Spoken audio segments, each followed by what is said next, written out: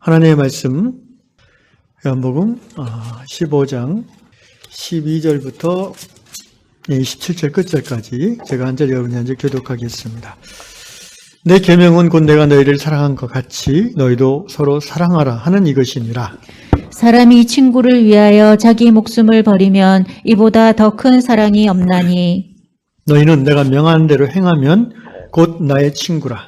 이제부터는 너희를 종이라 하지 아니하리니 종은 주인이 하는 것을 알지 못함이라. 너희를 친구라 하였노니 내가 내 아버지께 들은 것을 다 너희에게 알게 하였음이라. 너희가 나를 택한 것이 아니요 내가 너희를 택하여 세웠나니 이는 너희로 가서 열매를 맺게 하고 또 너희 열매가 항상 있게 하여 내 이름으로 아버지께 무엇을 구하든지 다 받게 하려 함이라. 내가 이것을 너희에게 명함은 너희로 서로 사랑하게 하려 함이라. 세상이 너희를 미워하면 너희보다 먼저 나를 미워한 줄을 알라. 너희가 세상에 속하였으면 세상이 자기의 것을 사랑할 것이나 너희는 세상에 속한 자가 아니요 도리어 내가 너희를 세상에서 택하였기 때문에 세상이 너희를 미워하느니라. 내가 너희에게 종이 주인보다 더 크지 못하다 한 말을 기억하라. 사람들이 나를 박해하였은즉 너희도 박해할 것이요 내 말을 지켰은즉 너희 말도 지킬 것이라. 그러나 사람들이 내 이름으로 말미암아 이 모든 일을 너희에게 하리니 이는 나를 보내신 이를 알지 못함이라. 내가 와서 그들에게 말하지 아니하였더라면 죄가 없었으려니와 지금은 그 죄를 핑계할 수 없느니라. 나를 미워하는 자는 또 내 아버지를 미워하느니라. 내가 아무도 못한 일을 그들 중에서 하지 아니하였더라면 그들에게 죄가 없었으려니와 지금은 그들이 나와 내 아버지를 보았고 또 미워하였도다. 그러나 이는 그들의 율법에 기록된 바 그들이 이유 없이 나를 미워하였다 한 말을 응하게 하려 함이라. 내가 아버지께로부터 너희에게 보낼 보혜사 곧 아버지께로부터 나오시는 진리의 성령이 오실 때에 그가 나를 증언하실 것이요 너희도 처음부터 나와 함께 있었으므로 증언하느니라. 아멘. 지난주에 이어서 오늘은 시간이 된다면 두 가지 주제를 좀 크게 보고 싶은데, 하나는 예수님의 친구 된다는 이 말씀하고 또 하나는 세상이 너희를 미워할 것이라는 이 두 가지 이슈를 좀 깊이 살펴보고자 합니다. 계속 강조한 것처럼 예수님께서 새 계명, 곧 서로 사랑하라, 이 계명을 교회에 주셨습니다. 십자가에 달리기 전날 유언으로 제자들에게 곧 주님을 믿고 따르는 그 주님의 길을 따라 살아가려고 하는 자들에게 주시는 계명, 새 계명입니다. 구약성경 선지자와 율법서를 한 말씀으로 요약하셨을 때 주님께서는 하나님을 사랑하고 이웃을 사랑하는 것이라고 요약하셨죠. 이제 이 땅 위에 예수 그리스도를 주 하나님으로 고백하는 신앙 고백 위에 교회를 세우시고 그 신앙 고백하는 자들, 곧 교회의 지체된 자들에게 예수께서는 서로 사랑하라라는 이 계명을, 하나님 사랑, 이웃 사랑을 한마디로 요약해서 이렇게 선포해 주신 것입니다. 사실 내 이웃을 내 몸과 같이 사랑하라.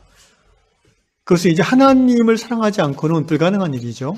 하나님과 사랑의 관계 속에서 하나님으로부터 사랑의 힘을 받아서, 하나님 사랑을 받아서 나와 다른 내 이웃을 사랑할 수 있는 거니까요. 근데 내 이웃을 내 몸과 같이 사랑하는 그 말씀도요, 사실은 우리 그 당시 이스라엘 백성 모두에게 주시는 말씀이니까 이스라엘 백성인 내가, 이스라엘 백성인 너를 사랑하는 것이고 또 너도 마찬가지로 나를 사랑해야 되는 것이기 때문에 서로 사랑하라는 말하고 결국은 같은 말입니다. 같은 말입니다. 이것을 이스라엘 백성들에게는 하나님께서 율법으로 주셨지만 사실은 그 율법도 하나님의 사랑을 경험하지 않으면 실천하기 어려운 말씀이죠. 오늘 예수님이 서로 사랑하라는 이 말씀도 같은 맥락입니다. 먼저 하나님의 사랑을 경험하지 않고는 우리는 이 서로 사랑을 실천할 수 없습니다. 그러면서 예수께서 이 서로 사랑이라는 말씀을 12절에 처음 하신 게 아니라 13장 34절에 처음 하시고는 계속해서 14장에서도 반복하시고 15장에서도 반복하시죠. 그러면서 이제 13절에 놀라운 말씀을 주시는 바 사람이 친구를 위하여 자기 목숨을 버리면 이보다 더 큰 사랑이 없다. 그러니까 서로 사랑하는 데 있어서 최고의 형태는 뭐다? 친구를 위해서 내 목숨을 버리는 것이다라는 거예요. 그게 사랑의 최고 단계라는 겁니다. 예수님이 그렇게 우리에게 사실 먼저 하셨죠. 예수님이 우리를 먼저 당신의 생명을 버리시며까지 사랑하셨습니다. 그래서 예수님이 우리에게 이 말씀을 부탁하실 수 있습니다. 14절 보십시오. 같이 읽겠습니다. 14절 시작. 너희는 내가 명하는 대로 행하면 곧 나의 친구라.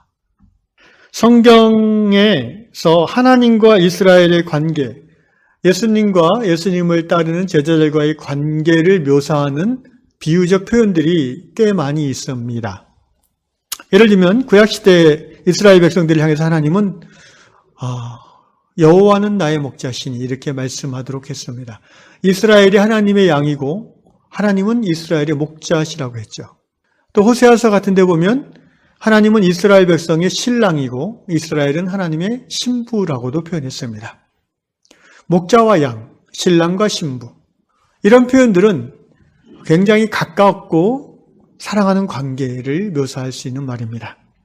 신약 성경에서는 우리에게 오신 하나님 예수님을 가리켜서 우리는 주님이라고 하고 그러면 당연히 우리는 주님의 종이 되죠. 종과 주인의 관계로 그 주인으로서 우리를 소유하시고 우리를 끝까지 책임져 주시는 주님을 우리에게 보여주십니다. 그런데 여러 가지 표현 중에 친구라는 표현이 신약 성경에 처음 나오는 것 같습니다. 이 친구라는 표현은 사실 다른 종교에서는 감히 찾아보기 어려운 그런 표현이죠. 신과 그 신을 추앙하는 인간이 친구 관계다. 이것은 사실 우리가 생각하는 종교적인 상식적 표현은 아닙니다. 그런데 예수께서는 이렇게 말씀하셨어요. 15절에 보니까 이제부터는 너희를 종이라 하지 아니하겠다. 종은 주인이 하는 것을 알지 못합니다. 너희를 친구라 하였노니 내가 내 아버지께 드린 것을 다 너희에게 알게 하였습니다. 예수께서 우리를 향해서 너희는 나의 친구라라고 하시는 내용은 뭐냐면은 주인은 종에게 일을 시키는 분이죠. 그죠? 종은 주인이 시키는 대로 하는 존재예요. 그런데 주인이 종에게 일을 시킬 때 모든 것을 다 설명하고 그러니까 이렇게 해주세요라고 얘기하지 않죠. A, B, C 세 가지 일이 세 종에게 있으면 한 종에게 각각 A, B, C 일을 맡기는데 그냥 너는 이거 이렇게 해라 이렇게 얘기하지 전후 스토리를 다 종에게 이렇게 설명할 필요가 없는 거예요. 그리고 종도 그것을 들을 이유도 없고요. 자기가 할 수 있는 일의 내용만 듣습니다. 그런데 친구라고 했을 때는 똑같이 주인의 일을 하는데 친구의 일을 하는데 그 모든 것을 다 설명 들을 수 있는 그런 신분이 되는 거예요. 아버지께서 예수님에게 말씀하시는 모든 것을 다 예수께서 우리들에게 이야기해 주시겠다는 거예요. 이 친구라는 관계는 참 독특합니다. 근데 14절에 보면은 조금 좀 한 번 더 생각하면 약간 어색한 문장인데 이게 너희는 내가 명하는 대로 행하면 나의 친구라 이랬어요. 여러분 우리가 보통 친구라고 생각할 때 이제 친구란 말이 뭐예요? 한자 말로 이제 친할 친자 이꾸자 아닙니까? 친해서 같이 밥 먹는 사이가 이제 친구예요. 그런데 같이 허물 없이 밥 먹고 놀 수 있는 친구인데 그 친구가 나한테 오느라 야 네가 내 명령한 대로 행해야 내 친구야 이러면 기분 좋겠어요? 그건 아니죠. 친구는 동등한 건데 뭐 내가 네 명령에 순종해야 친구고 아니면 뭐 친구 아니냐? 그러니까 우리가 이 말씀을 좀 한번 깊이 생각해 봐야 돼요. 여러분 이상하지 않아요? 너희는 내가 명한 대로 해야 내 친구다 이렇게 얘기하셨어요. 그러니까 이 말은요. 존재론적 입장에서 대등한 친구라는 의미가 아니에요. 우리가 그걸 오해하면 안 돼요. 예수님하고 맞먹으려고 하면 안 된다는 거예요. 이거랑 비슷한 표현으로서 구약 성경에서는 그 다윗의 용사들 있잖아요. 왕의 식탁에 함께 앉아 밥 먹는 용사들이죠. 근데 정말 친구처럼 같이 밥을 먹지만 존재론적으로 신분은 다르죠. 한 사람은 왕이고 한 사람은 신하들인 거죠. 나머지는. 오늘 우리가 예수께서 하시는 이 말씀도 그런 내용으로 받아들이는 것이 맞습니다. 우리가 존재적으로 예수님과 똑같은 동등한 친구라는 의미가 아니에요. 관계적으로 그만큼 친밀한 관계를 누릴 수 있다라는 거죠. 관계적으로. 그런데 예수께서는 너희가 내가 명하는 대로, 내가 말하는 대로 행하면 나의 친구다 이렇게 하셨어요. 그러니까 예수님과 우리와의 관계가 종과 주인의 관계, 주님과 종의 관계, 그리고 여전히 하나님이시고 우리는 하나님 그분의 소유된 자인 것은 맞는데요. 존재적으로는 그렇게 차별화가 되는데 관계적으로는 정말 친한 친구와 같은 것을 용납하시겠다는 거예요. 그 예수님은 이미 그런 마음으로 우리에게 다가오셨어요. 그런데 너희가 내 명하는 대로 행하여 나의 친구가 되겠다는 말은 친구가 되고 안 되고가 의미가 아니라 네가 나 예수에게서 친밀함을 누리려면 내 말에 순종하고 행할 때 그게 가능하다는 거예요. 비유하자면 이렇죠. 여러분 우리가 이제 아버지랑 친한 딸 아들들이 있잖아요. 옛날에는 많지 않은데 요새는 뭐 다 그렇죠. 근데 너무 친해가지고 요새는 또 애가 아빠를 아주 우습게 여기는 것 같이 보이는 경우도 있죠. 예. 근데 그런 경우는 예수님과 우리의 관계는 그런 건 아니에요. 우습게 여기면 큰일 나요. 근데 이제 아버지가 딸하고 예를 들어 딸하고 이제 친하다. 근데 딸이 아버지가 말하는 대로 순종을 잘 안 해. 아버지 말이 맞고 아버지 말이 정답인 걸 알면서도 자꾸 어긋나. 그럼에도 불구하고 아버지는 자기 딸을 향한 그 친밀함이 변함이 없어. 딸이 잘못한 거는 지나가 나면 금방 잊어버려요. 그런데 딸 입장에서 생각해 보세요. 아버지와의 친밀함이 누려질까요? 깊이? 자꾸 아버지 말을 불순종하는데? 아버지 보면 자꾸 눈치가 보이는데? 아버지 입장에서는 똑같이 친밀함으로 대해도 딸 입장에서는 불편한 거예요. 자꾸 말씀을 불순종하니까. 이 말은 그런 의미라고 저는 받아들입니다. 너희가 내가 말하는 대로 순종하면 나와의 친밀감을 네가 누릴 거라는 거예요. 그렇지 않고 이미 친구된 관계로 내가 열어놨는데 네가 자꾸 불순종하면은 네 스스로 멀어질 거라는 거예요. 깨달으면 아멘 합시다. 말씀에 순종할 때 주님과의 친밀함을 누릴 수 있는 거예요. 순종할수록 더 깊이 누리는 거예요. 그리고 순종할수록 주인이 되신 예수께서 우리를 친구로 대하신 것이 깊게 느껴져서 주인의 하는 말을 더 깊이 깨닫고 받아들이는 거예요. 저는 이 말씀을 묵상하면서 이런 생각이 들었습니다. 하나님의 계시를 인간인 우리가 어느 만큼 이해하고 받아내고 소화할 수 있는가? 한마디로 말하면 하나님과 친밀한 만큼입니다. 많이 공부하고 많이 연구해서 계시를 깨달을 수 있고 아는 것이 아니에요. 연구와 또 지적 성숙함도 필요하겠지만 가장 근본이 되는 것은 그분과의 친밀함이에요. 하나님과의 친밀함. 여러분 이런 개념은 타종교에는 별로 나오지 않는 개념이에요. 타종교의 하나님은 신은 대부분 어떤 신이에요? 두렵게 하는 신이에요. 그래서 그 신에게 잘못 보이면 안 돼. 두려우니까 신이 명하는 대로 따라. 그리고 하기 싫은데도 신이 안 하면 벌을 줄 것 같으니까 할 수 없이 해. 무당들이 그런 얘기 가끔 하잖아요. 나도 뭐 하고 싶지 않은데 자꾸 신병이 돋아서 안 돼. 뭐 신벌이 내린다고 뭐 이런. 우리 하나님은 그런 귀신하고 좀 차원이 다른 분이죠. 그죠? 우리 하나님은 신벌을 내리는 그런 분이 아니에요. 우리 하나님은 우리를 당신의 딸, 아들 삼아주신 하나님이에요. 하나님과의 친밀한 이 개념은요. 구약시대에도 있었어요. 구약시대에 근데 하나님과의 관계에 있어서 주된 정서는 두려움이었어요. 두려움. 하나님을 두려워했어요, 이스라엘 백성들이. 근데 특별한 소수의 사람들은 하나님을 두려워함과 동시에 하나님과 친했어요. 그런 사람들이 있죠. 노아. 내 마음에, 노아는 나의 친구라고 그랬죠, 하나님이. 다윗, 내 마음의 합한 자라고 그랬죠. 모세, 하나님과 따지기까지 했죠. 아브라함 어때요? 하나님과 막 거래 흥정하죠. 물론 선한 목적으로 하는 겁니다. 놀라운 것은 하나님이 그 흥정을 들어주신다는 거예요, 아브라함이.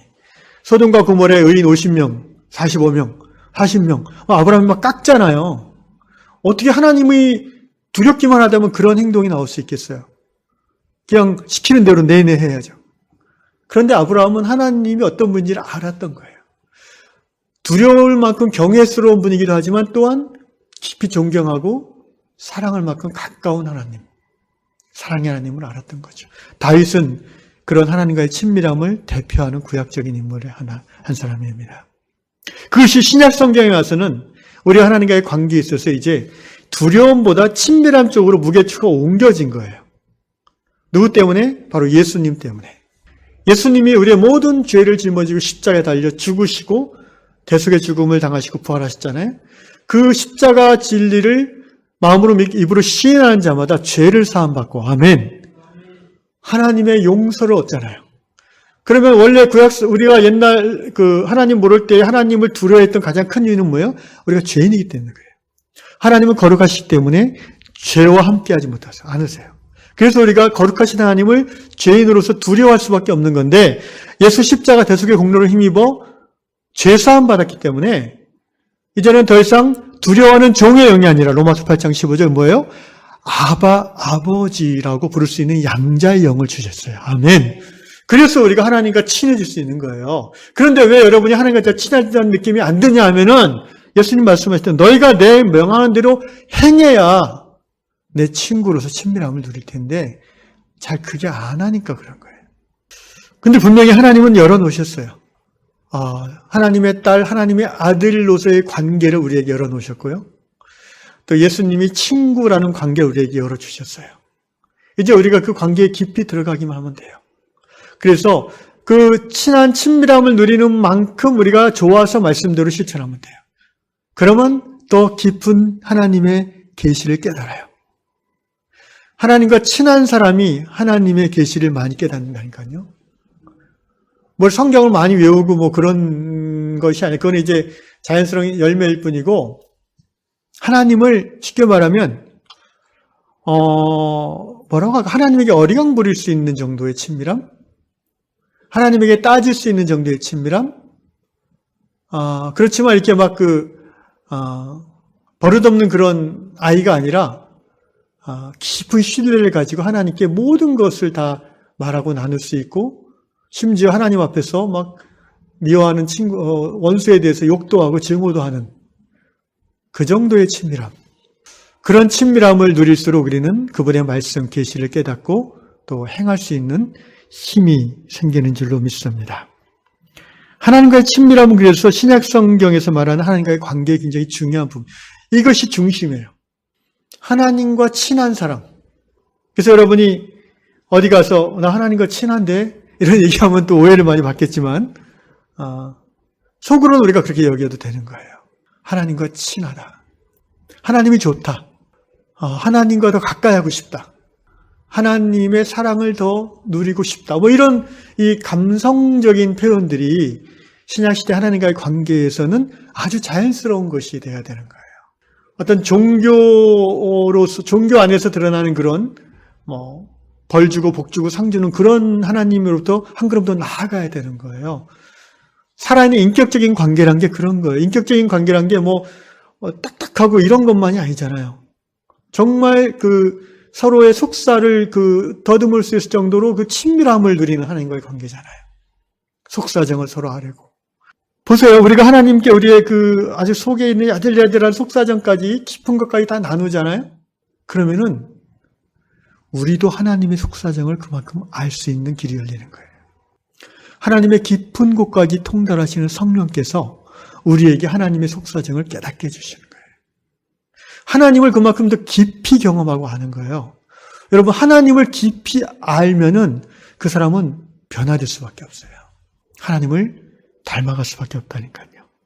이게 우리가 성경을 통해서 깨닫고 고백하는 기독신앙의 핵심입니다. 하나님을 사랑하고 하나님의 사랑에 겨워 세상 가운데 하나님을 드러내는 삶을 사는 자들이란 거죠. 16절입니다. 너희가 나를 택한 것이 아니요 내가 너희를 택하여 세웠다. 이 친구 관계의 주도권은 예수님에게 있습니다. 당연한 말씀으로 받아들이는 거죠. 내가 하나님을 택한 게 아니죠. 하나님을 알지도 못했고 하나님이 있음을 들었어도 두려워서 가까이 가지도 못했고 어떻게 가까이 갈 수 있는지도 몰랐고 가까이 갈 수도 없었죠. 방법을 모르기도 하고 행할 수도 없었고 그런데 먼저 그분이 내게 나를 택하셨고 나를 찾아오셨고 나에게 십자가 복음을 제시하셨고 나에게 은혜를 주셔서 그분께 내 마음을 열고 나아갈 수 있게 해주신 거죠. 왜 그렇게 하셨을까? 이는 너희로 가서 열매를 맺게 하고 또 너희 열매가 항상 있게 하여. 이 열매가 뭐라고 그랬지 지난주에? 사랑이죠. 사랑. 한마디로 하나님을 사랑하면, 그리고 하나님의 사랑을 깊이 누리면 그 사람에게서 나오는 것은 사랑의 열매예요. 누구를 죽이고 누구를 미워하고 그런 열매가 나오지 않죠. 사랑 받았으니 사랑 우러나오는 거예요. 참 이 사랑이라는 건 묘해서 사랑 받아야 사랑이 생겨요. 이거 일반적인 그 에로스 남녀 연애할 때도 이런 원리가 적용된다는 생각이 듭니다. 왜 그런 경우 있잖아요. 보통 남자가 먼저 이제 연애 감정을 가지고 대시를 하잖아요. 그러면 여자 측에서 별로 그 남자에 관심이 없다가도, 그죠, 권사님? 그 남자가 사랑을 고백하면은 그때부터 막 가슴이 두근거리고, 뭔가 얼굴이 빨개지고 그런 경우가 있잖아요. 많이 있잖아요. 예. 사랑은 사랑을 일깨우는 거예요. 에로스도 사랑의 큰 원리 중에 원리가 통용되는 거예요. 필로스도 그래요. 우정도 그렇지 않아요? 먼저 상대방이 나에게 호의를 보이고 사랑을 베푸니까 좋은 마음이 생기는 거예요. 근데 이 아가페는 좀 다른 게, 이거는 죄인인 인간이 근원적으로 실천할 수 없는 부분이에요, 원래는.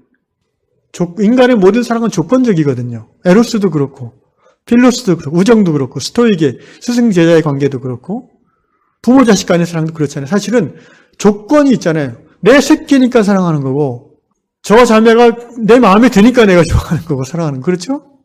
근데 하나님의 아가페, 우리를 사랑하는, 먼저 사랑하신 그 사랑은 조건이 없는 거예요. 조건이 오히려 거꾸로예요.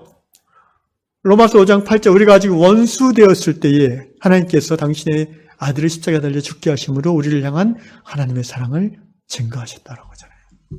우리가 아직 원수 되었을 때, 하나님의 원수 되었을 때에 하나님도 모르고 하나님 밖에서 하나님이 미워하는지만 골라 하는 그때에, 그래서 하나님 우리를 택하셨고요. 우리에게 아가페를 모르는 우리에게 아가페를 경험케 해주셨고요. 그래서 내 안에 이제 무조건적인 사랑이 조금 일어나게 되는 거예요. 나랑 다르고 내 마음에도 안 들고 뭔가 관계없는 것 같은데 자꾸 그 사람에게 성령의 깨닫게 해주시는 관심이 가고, 그 사람에게 뭔가를 나누고 싶은 마음이 들고, 아가페 사랑이죠. 1차적으로 교회 안에서 서로 사랑하는 것은 교회를 향한 주님의 계명이니까 교회 안에서 이것들이 이루어지는 거죠. 먼저 아가페 사랑을 깊이 경험한 자가 먼저 나누는 법입니다. 그 사람이 특별히 훌륭해서 인격이 좋아서 그렇게 나눈다고 생각하지 마세요. 언제든지 넘어질 수 있는 게 사람이잖아요. 그런데 그가 먼저 하나님의 사랑을 깊이 경험했어요. 그래서 그 사랑을 흘려보내주는 거예요. 그 흘려보내는 형태가 친절함, 또 좋은 덕담, 상대방의 무례함을 용납하고 참는 것, 또는 자신의 재물을 흘려보내주는 것. 이 모든 것이 다 사랑이죠, 사랑. 여러분, 하나님의 사랑을 경험하면은, 사람이 변하게 돼 있어요. 예를 들어서, 우리가, 누군가 나에 대해서 이제 괜히 모함하거나, 또 인상을 찌푸리거나, 오해해가지고 막 화를 내고 그러면 그 사람이 우리도 밉잖아요. 근데 이제 집에 와서 그 미운 마음이 이제 힘드니까 하나님 앞에서 그걸 가지고 이제 우리가 하나님 앞에 기도할 텐데, 그럼 하나님이 항상 뭐라고 그러세요? 용서하라 그러시잖아요. 근데 이제 용서가 잘 안 될 때가 있죠. 왜냐하면 감정이 여전히 미운데, 그런데 하나님께서 용서라고 할 때는요, 네 감정대로, 감정이 좋으니까 용서해도 돼, 그게 아니거든요. 그죠? 하나님의 용서라고 했을 때는 하나님의 말씀에 순종하는 믿음으로 실천하라는 거예요. 그래서 내 감정으로는 여전히 미운 마음이 있지만 내가 그 사람을 용서합니다라고 하나님께서 고백하는 거예요. 그러면 내가 용서한다고 고백하면은요, 그 다음에 하나님께서 내 마음에 역사하세요. 왜? 내가 믿음으로 말씀에 순종했기 때문에. 그래서 그 사람을 향한 나의 미움이 조금 가라앉아요. 그 사람의 상황이 좀 이해가 되기도 하고, 그러면서 감정도 차츰 이제 엷어지는 거죠. 그리고 하나님의 사랑을 깊이 경험하고 누리는 자는요, 사실은 우리가 하나님의 사랑을 깊이 경험할수록 누군가 사람이 나에 대해서 비난하고 평가하는 것에 크게 흔들리지 않아요. 다른 말로 정체성이 흔들리지 않아요. 우리가 누군가 나를 이렇게 불친절하게 대하고 막 화를 내고 이런 게 기분 나쁘고 분노가 일어나는 그 심리적 메커니즘을 천천히 따져 들어가면은요, 그 끝에 가면 결국 뭐가 있는지 아세요? 정체성이 있어요, 정체성. 쉽게 말하면, 저 사람이 나를 오해하고 비난했다. 나에게 화를 냈다. 그러면 내가 이제 기분이 나쁘지 않아요. 그건 뭐 자연스러운 거죠. 근데 왜 나쁠까? 저 사람이 나를 비난했기 때문에 내 스스로가 내가 무가치하다고 느껴지는 거예요. 내 정체성이 하나님의 사랑받는 자녀라는 내 정체성인데 이것이 견고하지 않으면 사람의 평가에 따라 내 정체성이 왔다 갔다 하는 거예요. 똑같은 비난을 들어도 어떤 사람은 막 분노가 깊이 나오고 어떤 사람은 그냥 뭐 하고 넘어갈 수 있는 게 있어요. 그게 다 정체성 문제라니까요. 우리는 하나님의 자녀라는 정체성을 새롭게 얻은 하나님의 사람들이에요. 아멘? 그러니까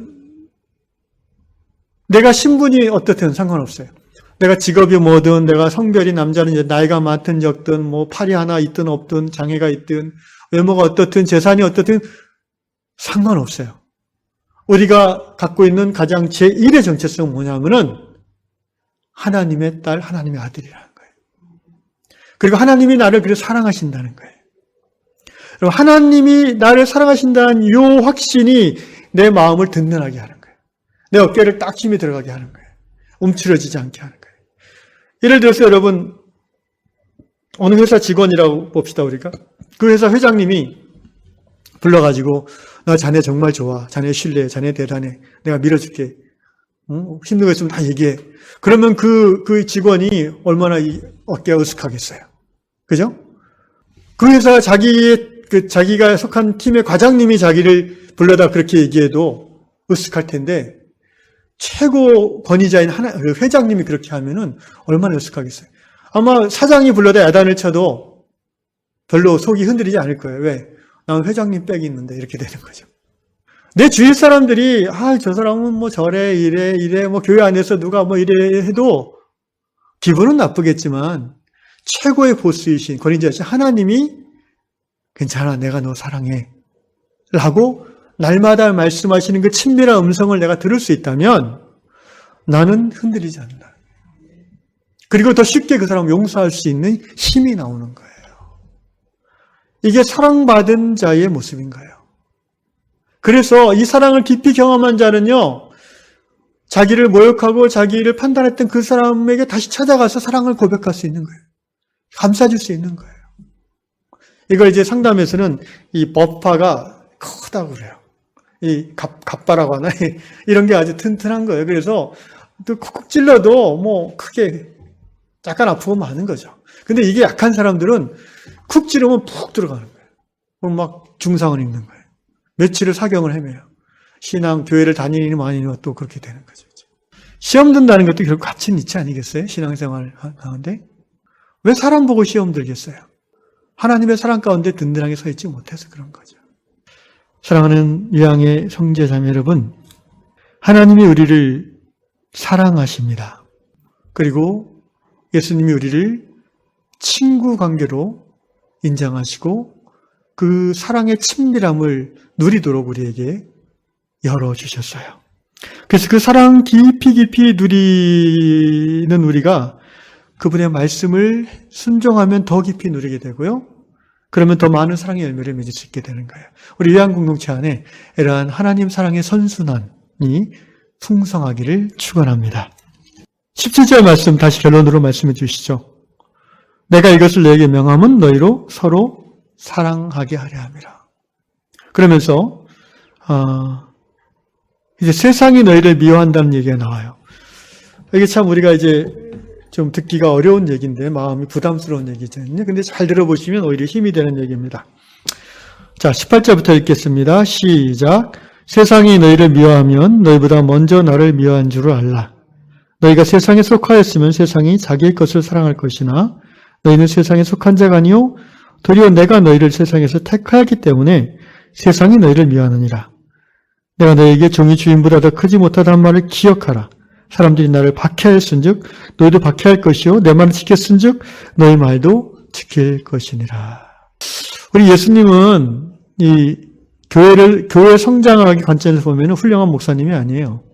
사람들이 모이게끔 설교를 하셔야 되는데 이런 얘기를 하시니까 이 사람들이 예수님 앞으로 오겠어요?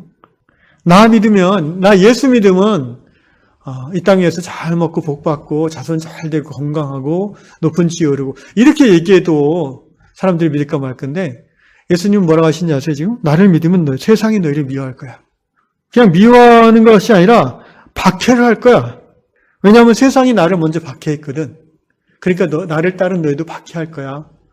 각오해. 이런 얘기 하시는 거예요. 그 앞에서 너희는 나의 친구다. 하나님과의 친밀함을 강조하신 후에 이제 이 얘기를 하시는 거예요. 세상이 너희를 미워하면 우리보다 예수님을 먼저 미워했구나. 세상이 그것을 깨달으라는 거예요. 여러분 예수님을 정말 고백한 대로 그 길을 따라 살려고 하면은 세상에서 미움을 받게 돼요. 교회 안에서 신실한 믿음의 공동체 안에서는 칭찬을 받고 격려를 받을 수 있지만 여러분 직장 안에서 여러분 예수님 말씀대로 온전히 실천하려고 해봐요. 미움받아요. 예를 들어서 직장 안에서 정직하고 투명하게 일하는 것을 주님이 원하시잖아요. 그런데 사장님은 꼭 그걸 원할까요? 원하지 않을 수도 있어요. 사장님은. 왜냐하면 그럼 세금을 다 내야 되니까. 그래서 어떻게 해요? 이중장부를 만들라고 명령할 때가 있죠. 옛날에는 그런 일들이 많았대요. 요새는 모르겠는데. 그러면 크리스찬 교회 집사님인데 격리과장인데 이걸 어떻게 해야 되나 고민하게 되겠죠. 하나님 앞에 기도하게 되겠죠. 금식하게 되겠죠. 교회 목사님이나 또 장로님과 상의하게 되겠죠. 교회 성도들이 같이 기도해 주겠죠. 그러면서 어떻게 합니까? 사장님에게 말씀을 드리는 거죠.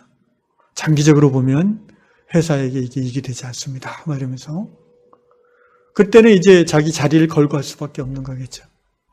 여러분 이런 일들이 지금 21세기 우리나라에서도 여전히 많이 있을 수밖에 없습니다. 어떻게 보면 예수님은 제가 이런 생각이 들었어요. 이 말씀을 준비하면서.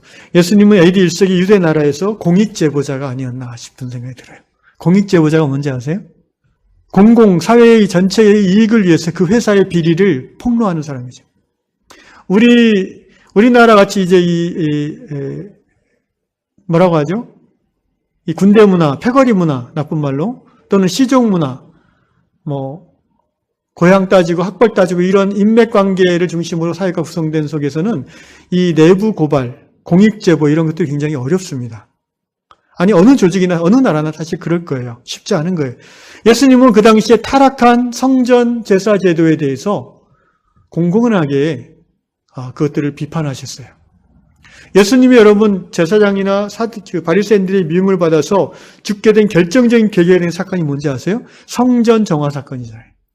성전 안에서 제사장들이 재물을 파는 장사치들과 결탁해서 큰 이문을 남기는 그것을 예수님이 들어엎으셨어요. 대제사장 입장에서는요, 자기의 권위에 대한 도전이고 자기의 재물이 들어오는 길을 막는 거예요. 예수님은 하나님의 말씀을 따라 내 아버지 집은 만민의 제사하는 집이고 기도의 집이라고 했는데 너희가 강도의 소굴을 만들었구나라고 분노하시면서 뒤집어 엎으셨어요. 그것은 오늘로 따지면은 성전 중심의 제사 제도를 가지고 유대교를 운영하면서 이익을 보던 종교 기득권층들에 대한 내부 고발이었죠. 공익제보의 결과를 가져오는. 여러분, 1992년 우리에게 익숙한 이름인데 이지문 중이라는 분이 있어요. 이지문 씨. 그 당시 육군 중위였는데 이분이 그 당시 ROTC로 인관해서 소대장으로 복무할 때 일이에요. 1990년 3월 24일 총선을 앞두고 일어난 일입니다. 지금부터 약 30년 전이죠. 총선, 그러니까 국회의원 선거죠. 총선 앞두고 연대장이 대대를 방문해서 전 부대원 앞에서 지난 대통령 선거 때 대통령이 30% 정도밖에 지지를 못 받고 당선된 건 문제야 이러면서 직접 대제장이 장교 하사관들에게 명령했어요. 장병들이 다 여당을 찍어야 돼 이번에는. 그때 이제 여당이면 이제 그 보수 여당이죠 그때는. 그래가지고 실제 그 공개 투표까지 하는 그런 부대도 있었어요. 투표는 원래 무기명 투표를 해야 되는데 그거를 오픈해서 하게 하는 거예요. 그래서 여당이 안 찍으면은 불려 나가가지고 혼나고 이러는 거예요. 군대, 그 당시 군대니까. 근데 이것을 이지문 중위가 보고 부당함을 동료들에게 호소했지만 동료들은 뭐라고 했어요? 야, 뭐 그거 잘못된 거지 뭐 군대니까 어떡하냐. 괜히 너 나서면 다쳐. 그래서 이지문 중위는 결심하고 한겨레 신문에 제보하고 공명선거 실천 시민운동 협의회에 기자회견을 통해서 이를 사회적으로 고발했습니다. 훌륭한 거죠. 맞습니다. 용기 있는 행동입니다. 그래서 얼마나 많은 고통을 이 사람이 받았는지 몰라요. 근데 그것이 어떻게 우리 사회를 발전시켰습니까? 이 사건을 계기로 군대 내에서 실시하는 부재자 투표가 영예 투표로 개선됐어요. 법령이 바뀌었어요. 그 장병들이 다 영예 밖으로 나와서 투표하게 했어요. 그의 대통령 선거부터 이것이 실행되어져서 부정선거 시비를 차단하는데 큰 기여를 했다는 것입니다. 우리나라의 민주주의 제도를 한 단계 성숙하게 하는데 이지문 중위의 내부 고발이 큰 역할을 했다는 거예요. 그 개인은 정말 힘들고 외롭고 고독했고 힘들었지만 그의 희생의 결과 우리나라 민주주의, 선거민주주의가 발전한 거죠. 또 하나 내부 고발의 예가 있습니다. 김광호 부장이라는 분입니다. 2015년 6월, 이거는 7년 전인데요. 현대자동차의 직원이었어요. 그때 현대자동차가 제조한 자동차의 그 엔진이 세타2 엔진인데 결함이 있었어요. 그래서 미국에서 만든 현대차 중에 이 엔진을 장착한 차들이 화재가 나고 이래가지고 미국 도로교통안전부에서 리콜 요청이 있었어요. 현대차는 문제를 축소했고 문제 차량의 일부만 리콜 대상에 포함시켰어요. 기업들은 늘 그렇죠. 이제 돈을 아끼려고 하는 거죠. 근데 국내 같은 경우는 미국보다 훨씬 더 이 리콜 문제가 많은데도 그냥 비공개 무상수리 정도로 비공개로 현대자동차가, 왜냐하면 개인이 회사에 이렇게 항의해봤자 그 당시 그 거대 기업의 힘이 컸으니까. 이 김광호 부장이라는 분은 그 당시 현대자동차 품질 전략팀에서 리콜 관련 업무를 맡고 있는 부장이었어요. 그래서 이 사람이 문제의식을 갖고 여기에 대해서 이런 거죠.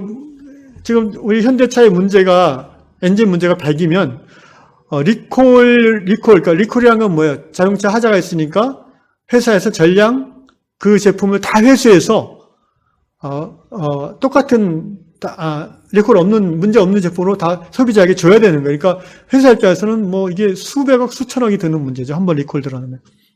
근데 미국은 문제가 100이면 리콜이 20, 30% 정도 되는데 국내는 10%도 안 된다는 것을 알게 됐어요. 이 김광호 부장이. 그래서 이 김광호 부장이 자료를 모아가지고 32건의 부품 결함 은폐 사건을 공익신고하게 됐는데 처음에는 공익신고를 안 하고 회사 내부 감사실에 얘기했어요. 그런데 아무런 반응이 없어요. 감사실에서. 그 다음으로는 자동차 안전연구원이라는 그런 단체에 비공개로 제보했는데 역시 아무런 조치가 이루어지지 않았어요. 1년이나 기다렸지만 아무런 조치가 이루어지지 않았어요. 그래서 김광호 부장은 우리나라에서는 안 되겠다 싶어서 미국으로 가서 도로교통안전국에 직접 관련 자료와 함께 공익 제보를 했습니다. 그리고 법적 보호를 받기 위해서 시민단체의 도움을 요청했죠. 이 결과가 어떻게 나왔는지 여러분 제가 자료를 보니까 놀랍습니다. 현대차 그룹은 세타2 엔진의 결함을 결국 인정할 수밖에 없었어요. 그것도 5년이 지난 후에야 겨우. 그래서 약 420만 대 리콜 비용으로 3조 4천억을 2020년 3분기 품질 충당금으로 사용할 수밖에 없었다고 합니다. 그리고 이 김광호 부장 이분은 작년 2021년 미국 정부에서 285억의 보상금을 받았어요. 미국이라는 나라가 이런 거는 또 잘 돼 있어요.